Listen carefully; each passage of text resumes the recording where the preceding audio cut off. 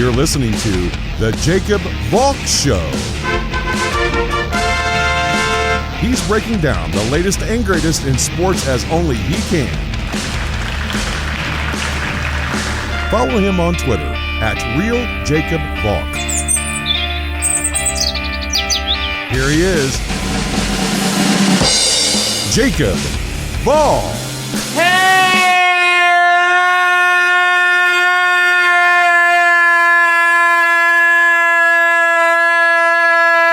Hello, sports fans. Welcome to another edition of the Jacob Valk Show. I am the Jacob Valk, except no imitation. I've got to start with Panthers Giants. Slowly but surely, you're seeing everything I said about the Panthers come to fruition. I told you they'd be bad. I told you Sam Darnold wouldn't work. I told you Joe Brady was overrated. I told you this Panthers team wasn't good. And it doesn't get much worse than that performance you saw yesterday against an absolutely terrible Giants team. To only put up 3 points against a Giants team that, even counting yesterday's game, has given up the 10th most points per game in the NFL at 25.7. And you could only muster 3 points after the opening drive? You're dead to the world? You commit intentional grounding in the end zone? That's a safety? I don't think Darnold ever did that for the Jets. Congratulations! You've reached a new level of ineptitude, Sam! I didn't think it was possible, but you did! Here's how bad it got. For the first time ever in Darnold's career, one of his coaches took it on the chin and said, you know what? We're going to bench this guy. Should have happened a long time ago, but Matt Rule actually did it. He benched Darnold and brought in P.J. Walker. Now, Walker was beyond useless. He looked worse than Darnold. So you have Matt Rule saying that Darnold will start next week against the Falcons. But you know that he's going to be on a short leash. This is how bad it's gotten for the Panthers. There have been calls for Joe Brady, a guy who was getting head coaching interviews last coaching cycle, to give up play calling, to let Rule call the plays. The Panthers aren't doing that, but the fact that those calls have been made tells you how bad Brady has been, how bad Darnold's been, how bad the Panthers have been. Here's what boggles my mind, how no one else could see this coming. Okay? I don't follow the Panthers. I don't live and die by every Panthers snap. I watch them when I need to. But how could you not see that Joe Brady, a guy with no NFL experience, with the exception of what he's done with the Panthers, and it's not much. Just to be clear, Joe Brady has not been a good offensive coordinator. How could you not see that he doesn't deserve head coaching interviews? People point to the fact that Eric Bieniemy hasn't gotten a head coaching opportunity yet as proof that the NFL is racist. Point to the fact that an inept white offensive coordinator is getting head coaching interviews over well-deserving minority candidates like Byron Leftwich as proof that the NFL is racist. I'm not saying that the NFL is racist. I'm just saying that's the better argument to make. The people making those arguments really don't know football. I'm helping you. I don't agree with you, but I'm helping you. I don't know why I'm helping you, but I am. I guess I just like helping people. I mean, it gets worse for Darnold.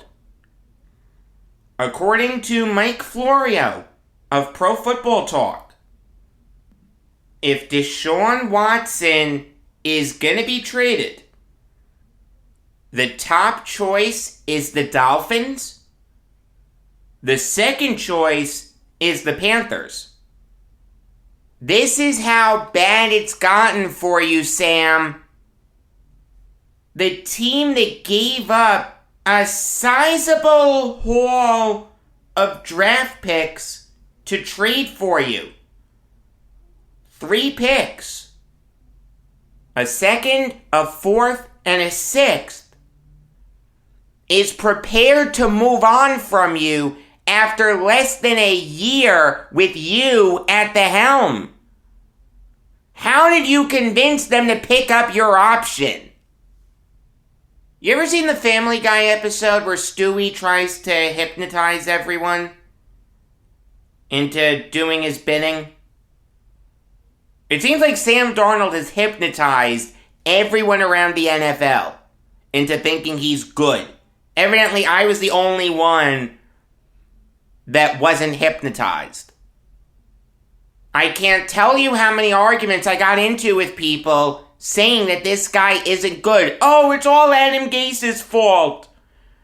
It's all Gase's fault. You watch, he's going to be good. Those people look foolish right now. I'm telling you, I said this on the Jets recap. I'll say it again. I feel like those people owe Adam Gase an apology. Not saying Gase is a good coach. Not saying he deserves another chance to lead a team in the NFL. That's not what I'm saying. What I'm saying is to blame him for the fact that Sam Darnold couldn't make it for the Jets is just insane. Talent wins over scheme in the NFL. And the idea that any coach can make a bad quarterback look great is just ludicrous. The most you can hope for is that a coach can make a bad quarterback look good. Not great. I've seen coaches make bad quarterbacks look good. Chad Henne last year.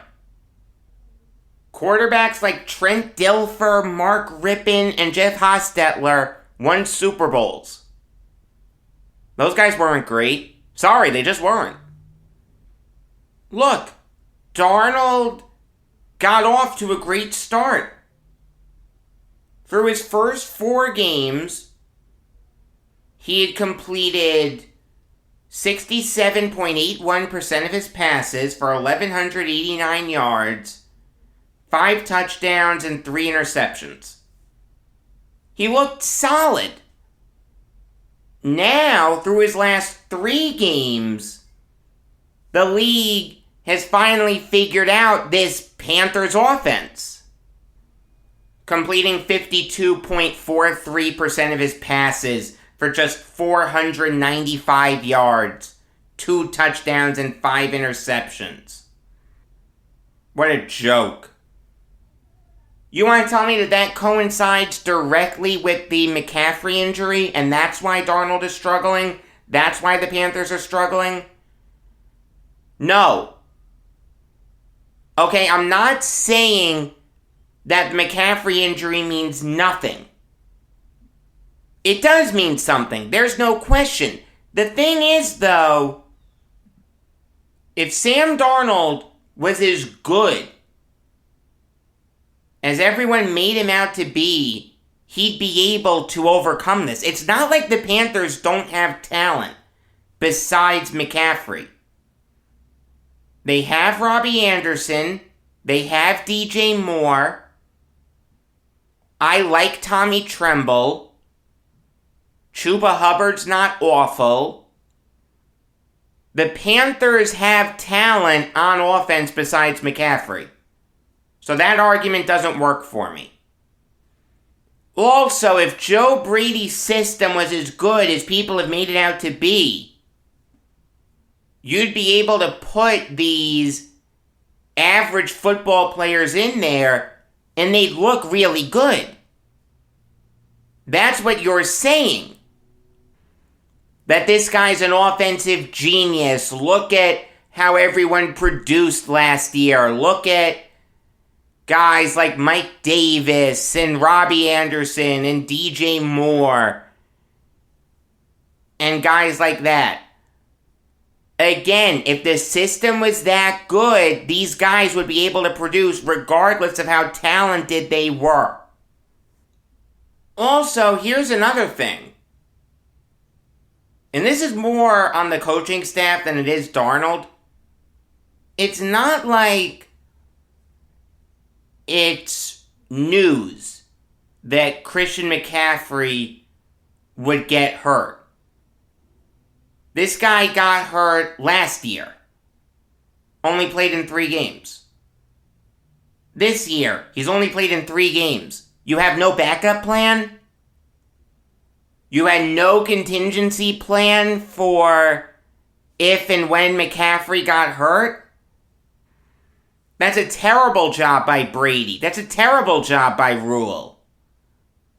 If you have a contingency plan, then Sam Darnold isn't executing it, but maybe the plan just isn't that good. I mean, Darnold has no talent. I've established that. But it really doesn't seem like much has changed with the Panthers. They are just a terrible football team. They started the year 3-0. They've now lost 4 straight. I understand that coincides directly with the McCaffrey injury. I get that. But injuries happen. They're part of the NFL. That's no excuse. You've got to move through it. Okay? Zach Wilson is going to miss 2 to 4 weeks with a PCL injury. I don't want to hear any Jets coach say, well, we're missing our starting quarterback. That's why we lost these games. No excuses. Find a way to win. That's your job. But there's another thing that really upset me about yesterday's Panthers-Giants game. And this is why I hate Giants fans. Oh my Lanta, do I despise Giants fans. It's not like if someone says to me, hey, I'm a Giants fan, I'm automatically gonna hate them, but oh man, the average Giants fan, just like the prevailing sentiment of the fan base, it's so illogical. It drives me nuts. Stupidity upsets me. Always has, always will. Giants fans were going nuts about this win. This is it. This is going to save our season. This is exactly what we needed. Let's go, Big Blue. Daniel Jones is a franchise quarterback. Jason Garrett is great. Patrick Graham is great. Joe Judge is great. We're going to win a Super Bowl. Gag me with a spoon. This is not a great win. This is not going to save your season. Congratulations. You beat up on a bad Panthers team. That doesn't make you good. What do you want me to say? Your defense was really good?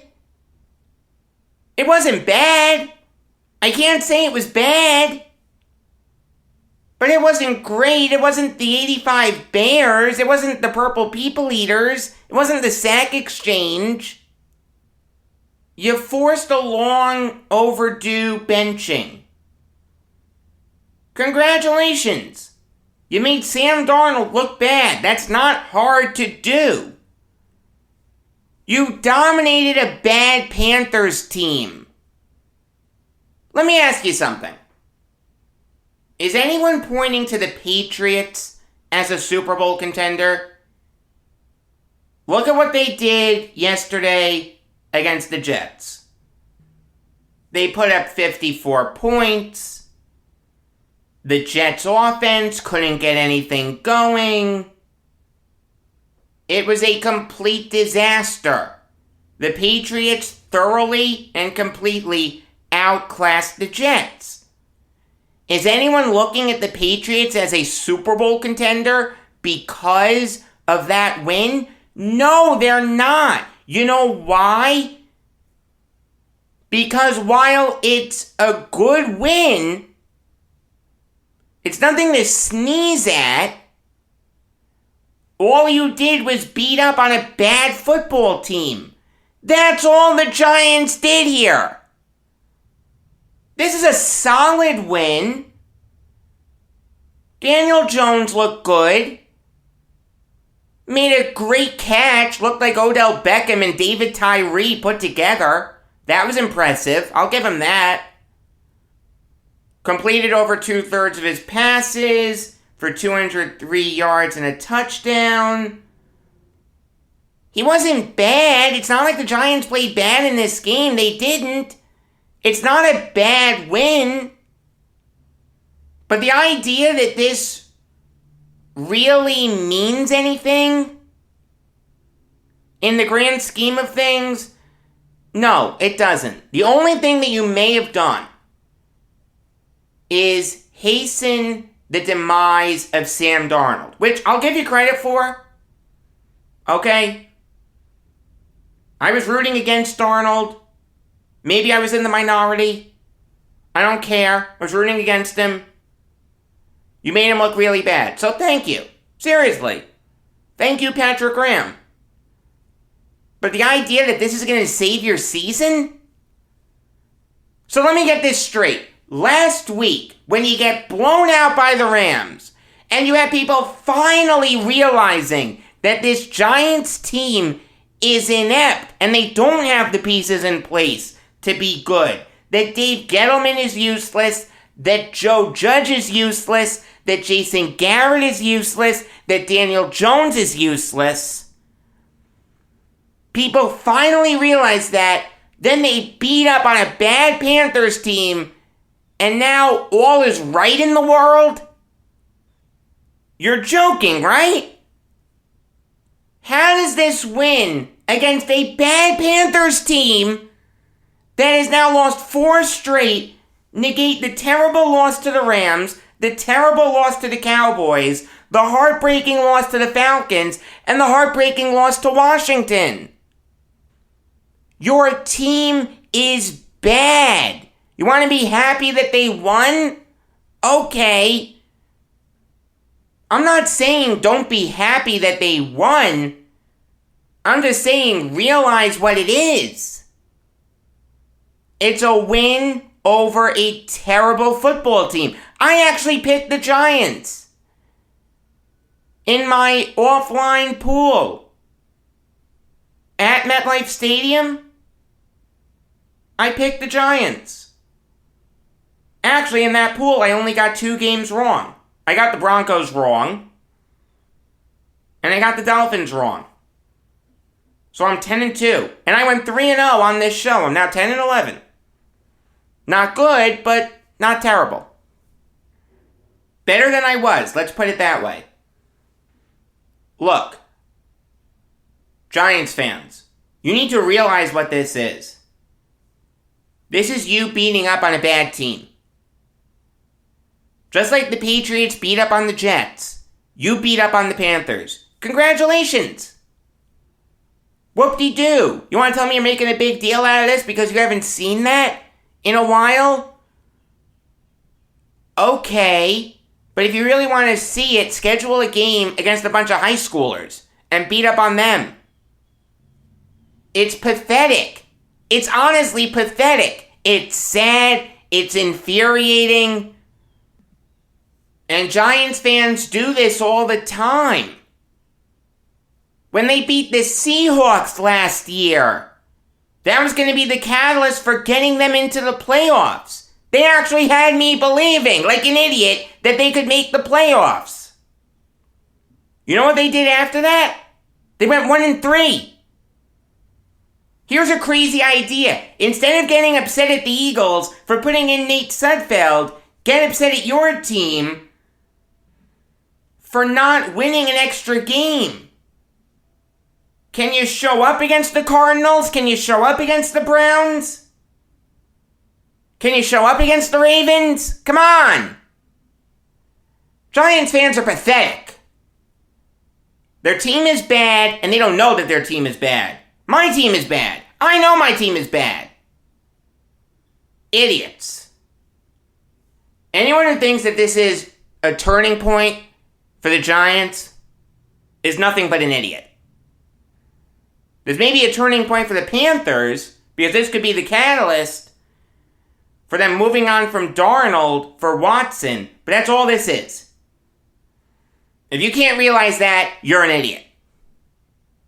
Moving on now to Chiefs-Titans. And there is trouble in Kansas City. That game yesterday against the Titans may be the worst regular season game that Patrick Mahomes has ever had. His Super Bowl performance was probably worse.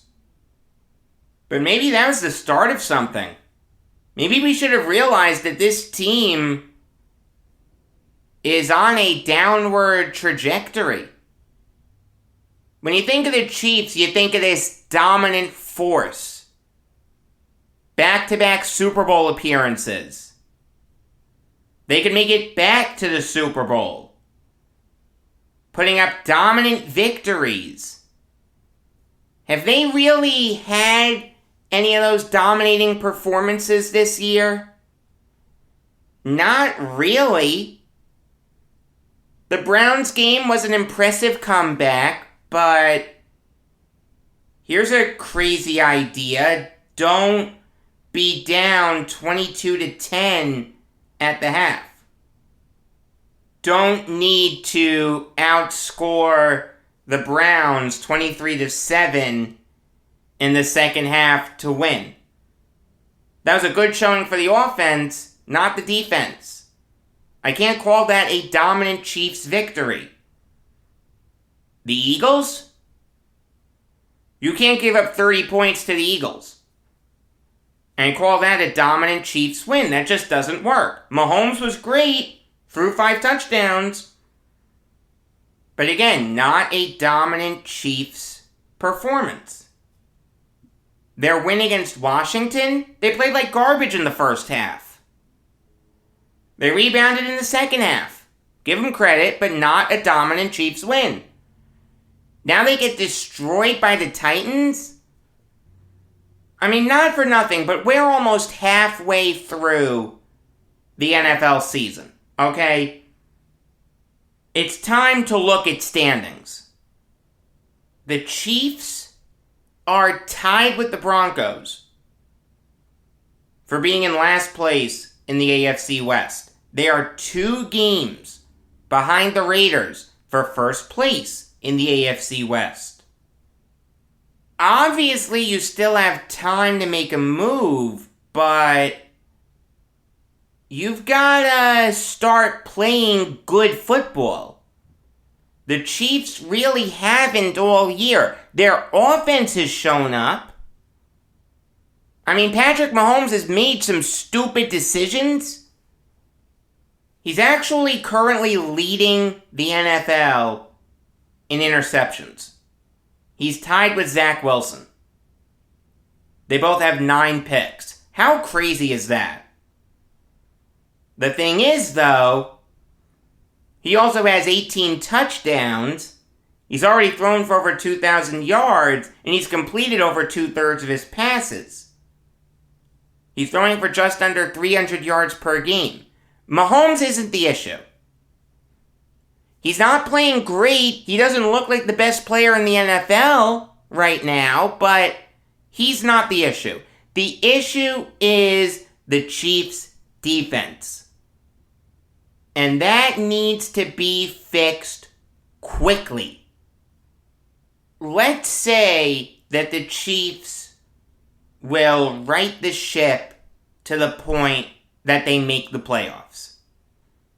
Just for argument's sake, let's say they win the AFC West. Which I still think is possible. Wouldn't bet the rent on it, but it's not impossible. If they go up against a team like the Ravens or the Chargers or the Bengals or the Raiders, a team with a really, really, really good offense, the Chiefs are in danger of being bounced in the wild card round.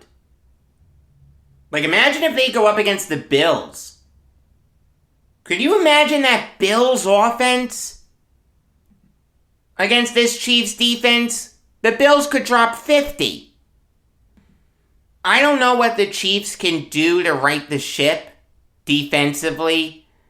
It's very tough to overhaul a defense mid-season. I think you start with firing Steve Spagnuolo. I'm not saying that's a panacea, but it's a start. If the Chiefs don't right the ship quickly on defense, they're going to be bounced early in the playoffs or maybe miss it entirely. I brought up the Broncos a little earlier. They made a trade. They traded their 7th rounder in this coming draft to the Vikings for Stephen Weatherly and the Vikings 7th rounder in 2023. And this is an interesting trade. I didn't think the Broncos really needed to beef up their D-line. They have Shelby Harris. They have Mike Purcell. They have Draymond Jones. Their issue isn't on defense. Their issue's on offense. As much as I like Teddy Bridgewater, there's only so much that he can do as a quarterback. Your ceiling with him at the helm is limited. I've said that before. He's like the textbook definition of a game manager.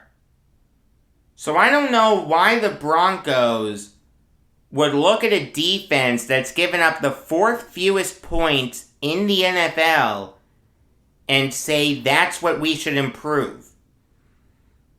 I mean, it's not like they gave up a lot. They didn't. They basically gave up nothing. Oh my god, they don't have a 7th rounder in this coming draft. Great, they'll have 2 the draft after. I mean, I'll say this. George Paton is the Broncos GM. Before he was with the Broncos, he was with the Vikings. So he knows Weatherly well. Now, Weatherly's never been great. He's always been a decent backup, but that's about it. I mean, I understand that the Broncos are kind of banged up with their edge rushers. Is the plan to have Weatherly coming off the edge? I don't think he has any experience doing that. This trade is kind of confusing to me.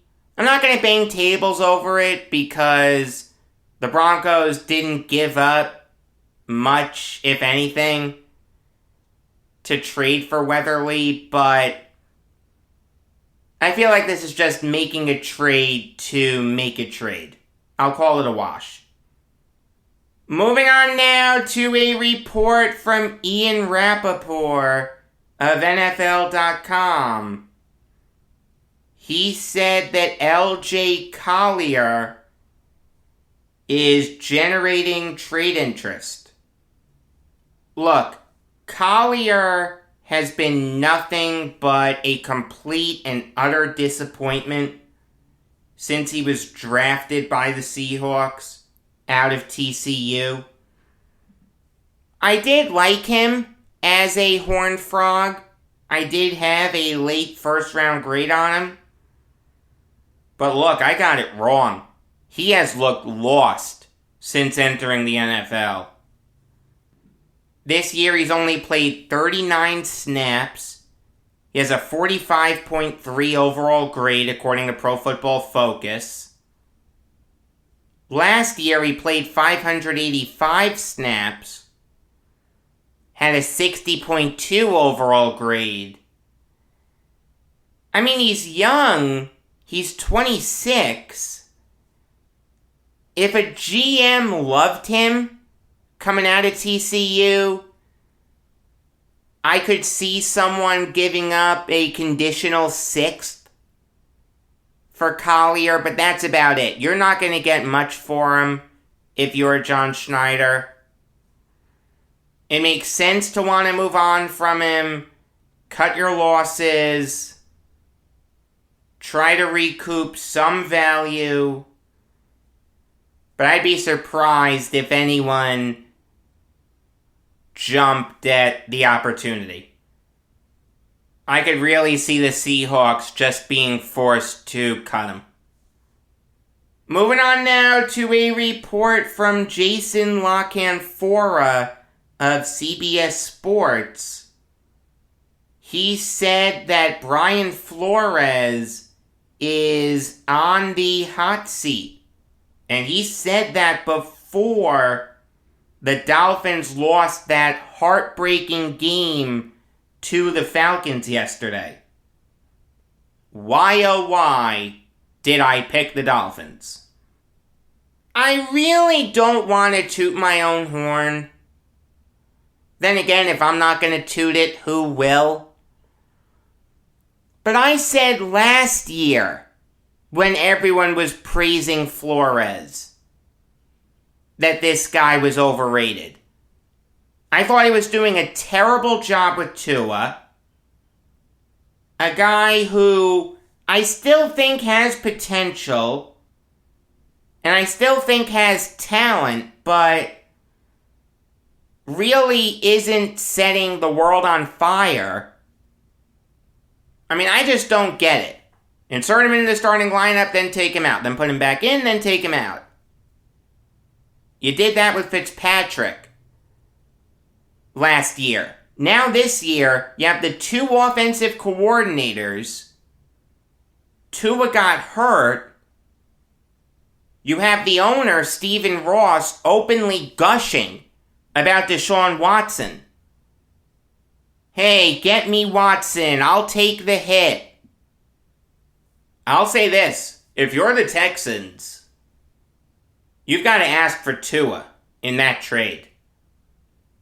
He's better than Davis Mills. He's better than Tyrod Taylor. It was so easy for me to see that Brian Flores wasn't going to work out. The Dolphins' offense is pathetic. Their defense is pathetic. Last year, they went 10-6. I mean, give them credit for that, but I just really wasn't impressed with how Flores was leading his team. Just some of the decisions that he was making made no sense to me. The Dolphins are 1-6 right now. They're actually a half game behind the Jets. He's just another one of the Bill Belichick disciples to not work out. It was so easy for me to see. I just don't understand how no one else saw it. Like with the Panthers. Giants too. Believe it or not, I actually know a little bit about sports. I know, hard to believe. Moving on now to another report from Ian Rappaport of NFL.com. He said that Melvin Ingram is drawing trade interest. It's kind of funny. Any team in the NFL could have signed Ingram. They didn't. He went to the Steelers. He signed really late. He signed in July. Literally, any team in the NFL could have had him. The Steelers jumped on him. Now there are teams that want to trade for him? How bad does that look for you? I'll be very interested to see if the Steelers do this. I mean, they're 3-3 right now. Technically speaking, they're only a half game behind the Browns for that final wildcard spot, but it's clear as day that they're just not a good football team. Use your eyes. Ben Roethlisberger looks incredibly past his prime. It's time for a new era of Steelers football. Is Mike Tomlin the guy to lead that new era? I can make an argument that if you're going to move on from Roethlisberger, you move on from the coach also. But what's happened this year isn't Tomlin's fault. Tomlin would be out of a job for 2 seconds. I'm not sure if you want to throw the baby out with the bathwater like that. The thing is, though, like I said, this is a new era of Steelers football that's coming up. It's clear as day that the Steelers are going to need to move on from Roethlisberger after this year. It's clear as day that they're not a playoff team. If they somehow, some way sneak into the playoffs, they're going to get destroyed in the wild card round. So wouldn't you rather get something for a guy like Melvin Ingram who's not part of your future? Rather than try to rally the troops for a playoff berth that might never come? I mean, Ingram can still play. He has a 73.6 overall grade, according to Pro Football Focus. If you were concerned about his age, he's 32, he's shown that he can still play. I could really see the Chiefs trading for Ingram. He'd make a ton of sense to shore up that defense. The Raiders would make sense. The Titans would make sense. The Falcons, maybe, because they're actually tied with the Vikings for that final wildcard spot in the NFC. If you can get Ingram on the cheap, wouldn't you do it if you're the Falcons? I could see it. I mean, I could really see a team giving up like a 4th round pick for Ingram. And I would do that if I was the Steelers. It's clear as day that you're the worst team in your division. Suck it up. Deal with that. Trade off whatever pieces you can. And move into the new era of Steelers football. You take a look at the AFC North. Joe Burrow, young quarterback. Lamar Jackson, young quarterback. Baker Mayfield, young quarterback. Ben Roethlisberger, old quarterback. The Steelers need to start their next chapter of their storied history sooner rather than later. I'll close this show out with some MLB Valk talk. We know who's gonna participate in the World Series. The Astros won the AL pennant, and the Braves won the NL pennant. Before I get into previewing that, I want to put a bow on the LCSs. I'll start with the ALCS. The reality is, and I've said this before, you need to give the devil his due. This is a really good Astros team. It's an Astros team that you love to hate, but you've gotta acknowledge their talent. 3 World Series appearances in 5 years. Making the ALCS in 5 straight years. Recovering from a sign-stealing scandal that no one would have been stunned if it resulted in them having a period of losing baseball. Instead, the Astros rallied. They made the playoffs in 2020, despite being under 500, the 60-game joke. They made the ALCS. They nearly came back from 3-0 down. They forced a Game 7, but they lost that game 4-2. I mean, even then, though, you had some people saying that big run in the playoffs was a fluke. That the under 500 Astros were the real deal. They couldn't recover from the sign stealing. And with fans in the stands, they'd hear it 81 times a year. They wouldn't recover. But Dusty Baker rallied the troops, came into an impossible situation, knew that it could go wrong very easily. The Astros won the AL West pretty comfortably. They steamrolled the White Sox, and they steamrolled the Red Sox. Yordan Alvarez looked like the second coming of Jeff Bagwell. The guy was absolutely insane. He hit .522 in the ALCS. He had 5 extra base hits, 6 RBIs. He had 7 hits over the final 2 games. The whole Red Sox team had 5. He is the first person ever to out-hit the entire opposing team over the final 2 games of any series in the history of the postseason. This is a series that we're going to think about for a really long time. We knew that Alvarez was really good. We knew that he had talent.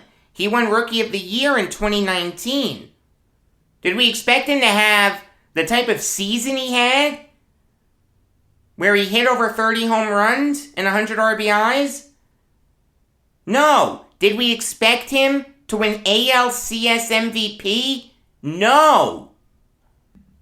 The reality is, they pulled an 03 Cubs or an 85 Cardinals. They had a crazy moment. Whether it was Steve Bartman or Don Denkinger, happened to them. Laz Diaz missed a 3rd strike. There's no question. But you've got to be able to battle back from that. Okay, blown calls happen. It shouldn't have happened, and Major League Baseball needs to fix how they deal with postseason umpires. But it happened. You move on from it.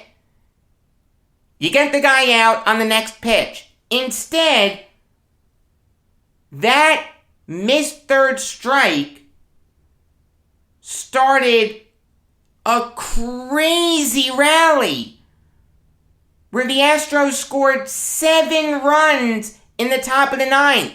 Right after that missed 3rd strike, the Red Sox looked absolutely dead to the world. And that's on Alex Cora. There's no question that Cora is a great manager for the Red Sox. But my gosh, did he mess this up. To not settle his team down after the blown third strike to let them wallow in self-pity in Game 6, and then to let the same thing happen in Game 7, that's inexcusable. Like I said, the Red Sox only had 5 hits in the last 2 games of this series. They only had 10 in the last 3. You know how many runs they scored in the last 2 games? 1. You know how many they scored in the last 3? 3. They were just dead to the world. And not for nothing, but the manager needs to rally the troops after that. Yeah. It should have gone to the bottom of the 9th, tied at 2. Maybe you walk it off. Maybe you go back to Houston up 3-1. And you have a great chance of winning the pennant. But okay. Game 4 happened. There's still a Game 5. You can still win that. Nope. You lose 9-1. Game 6? Anyone want to show up in Game 6? No? Okay, that's fine. Let the Astros win the pennant. That was a bad job by Cora. He needed to rally the troops, and he didn't. He really should have settled Eovaldi down after the blown third strike. I don't remember if he could have had a mound visit. I mean, certainly the catcher can try to calm him down. It doesn't need to be a true mound visit, but he can just step in front of home plate and just try to settle him down. Maybe someone from the infield can slap him on the behind and say, hey, you've still got this. No one wants to try to rally the troops. You just want to have the Astros make their 3rd World Series in 5 years. Okay, that's interesting. Not what I would have done, but c'est la vie. Bad job by Cora. Bad job by the Red Sox in letting that affect them as much as they did. The reality is, as much as this kills me to say, the Astros deserved to win the pennant. They just did. And quite honestly, so do the Braves. If you need proof that sabermetrics doesn't work, just look at the Braves. There have been articles published saying how Brian Snitker doesn't look at analytics. He's old school. He manages by his gut. And it worked. He was able to rally a Braves team that was without their best player in Ronald Acuna Jr., that put together a new outfield on the fly into winning an NL East that for a while it looked like they had no chance of winning. It looked like the Mets could get it. Then it looked like the Phillies could get it. On the morning of July 29th, the Braves were 6 games behind the Mets for first place in the NL East. They were 3 games under 500. It looked like there was no chance on earth that they could rally, but they did. An incredible job by Snitker, an incredible job by Alex Anthopoulos. I don't know who looked at Eddie Rosario and said that he could be a difference maker for the Braves. I don't know if it was Anthopoulos. I don't know if it was one of his underlings. But for the Braves to have only given up Pablo Sandoval for Rosario, and to watch him have the series that he had, that's incredible.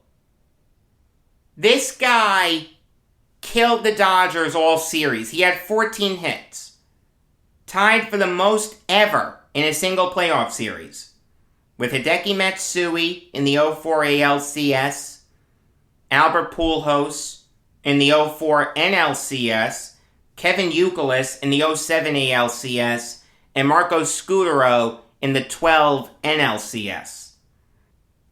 Rosario was absolutely on fire, but he had no bigger hit than the 3-run home run off Walker Buehler that basically clinched the pennant for the Braves. Buehler made a good pitch, got it inside. In terms of height, it was just above his knees. It was a good pitch by Buehler. Realize the situation. It's a 1-2 count, 2 men out, runners on second and third, game tied at 1. If Rosario makes out, the game is completely different.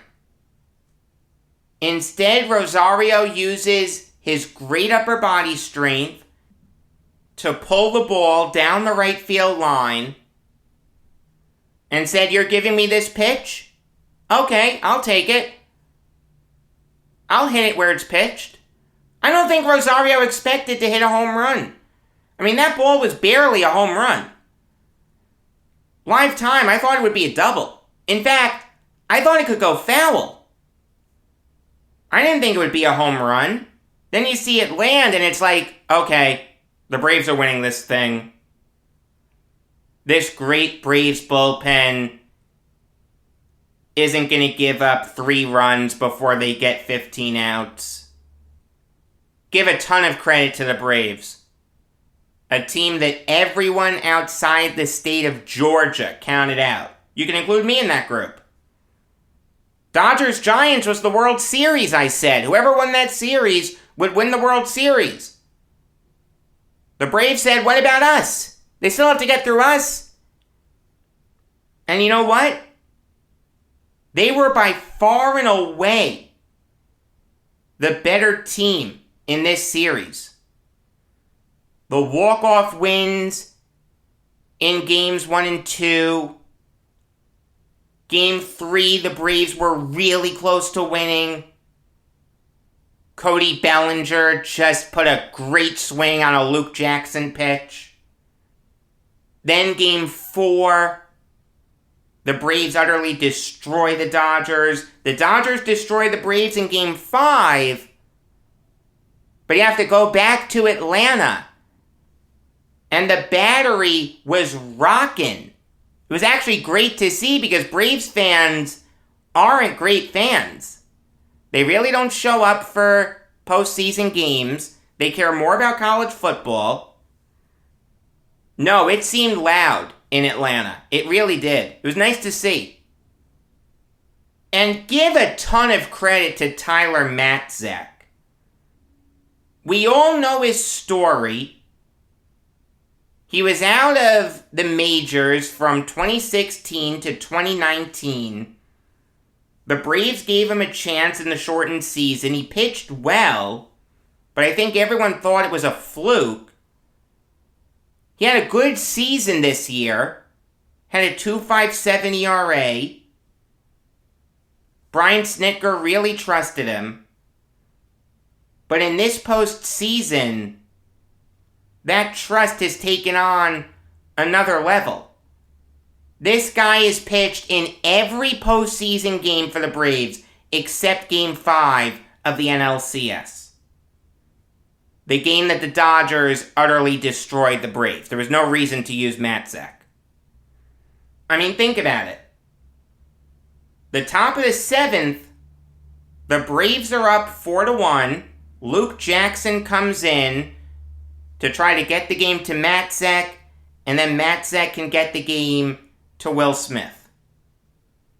Instead, Jackson doesn't get an out. Chris Taylor hits a double, Cody Bellinger walks, A.J. Pollock hits a double, Taylor scores, so it's runners on second and third, nobody out. The Braves are up 4-2 at this point. The Dodgers can come back. A ball in the gap ties the game. Matzek comes in, gets Albert Pujols to strike out, gets the pinch hitter Steven Souza to strike out, then gets Mookie Betts to strike out. That was really the turning point. Matzek coming in the top of the 7th and shutting down that great scoring opportunity for the Dodgers. The Rosario home run was big, no question. But what was bigger was Matzek coming in the top of the 7th and shutting the door. Realize, if the Dodgers score those 2 runs, the Rosario home run gets forgotten. The Braves need a new miracle. Instead, Matzek shut the door. He also pitched a 1-2-3 8th.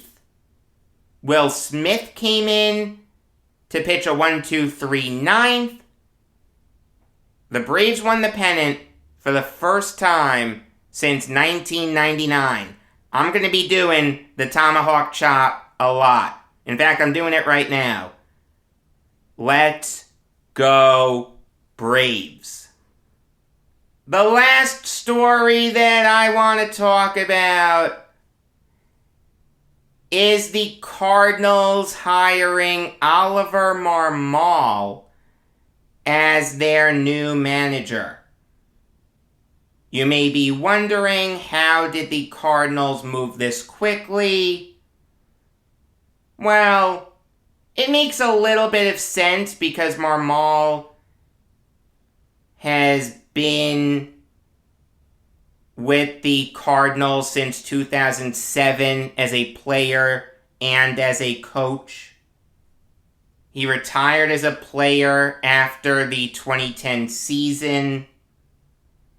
Then in 2011, he became hitting coach with the Gulf Coast League Cardinals. The year after that, he became manager of the Johnson City Cardinals. In 2015, he became manager of the Palm Beach Cardinals. Then in 2017, the Cardinals made Marmal their first base coach. A couple years later, he was named their bench coach. So this guy grinded to get this opportunity. And give him credit. I love stories like that. People who work their tail off to get an opportunity, then finally getting it. Very easy to get behind. I think Marmal can do a very good job as Cardinals manager. He knows the organization inside and out. He's young, too. He's 35. He's actually the youngest manager in the majors right now. So realistically, he can be with the Cardinals for an incredibly long time. Eat your heart out, Tony La Russa. This doesn't excuse the decision to fire Mike Shildt. I think that was an incredibly stupid decision. And it wouldn't surprise me if Shildt ended up with the Padres or Mets. But I do think Marmal will do a good job for the Cardinals. It makes a ton of sense. This was the right hire. They couldn't go outside the organization. They had to promote from within. It made no sense to go outside the organization. What they did worked.